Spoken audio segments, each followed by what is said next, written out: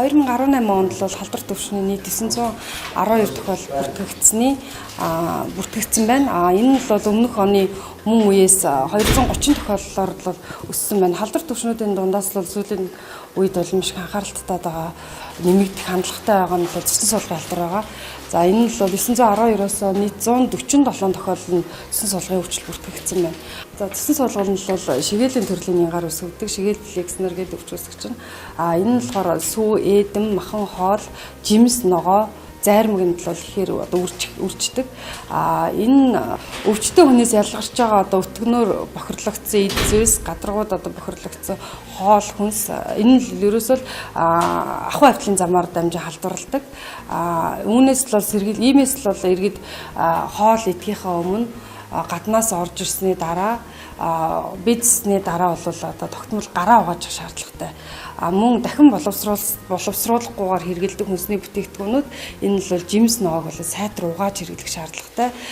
Хүнсний бүтээгдэхүүнийг худалдаж авахдаа бол хаяг шошгыг сайтар харж тухайн бүтээгдэхүүний битүүмжил алдагдсан хэсэгт бол сайтар анхаарах шаардлагатай. Мөн мах ногоо хэрчдэг утгыг бол босон бүтээгдэхүүн утга бандан босон бүтээгдэхүүний хэрэглэлүүдээс тусна байлгах шаардлагатай. Хөргөчөнд бол мах ногоо жимс босон болон түүхий бүтээгдэхүүнээр ялгаж тусна хадгалах шаардлагатай.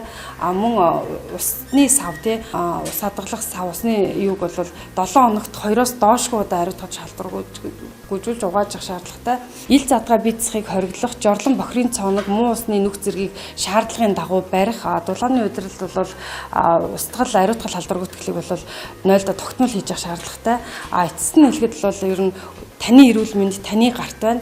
Та гарын ариун цэвэр гарын ариун цэврийн зөв дадлыг өөртөө амьдралдаа хэвшүүлснээр та болон таны гэр бүл халдвар түвш гидсний халдвар түвшнөр ялангуяа өөрийгөө бол бүрэн сэргийлэх боломжтой гэж хэлмээр байна. Энэ цагаан сарын баяр болж байгаатай холбогдуулаад томуудс өвчний халдвар мөн их байгаа.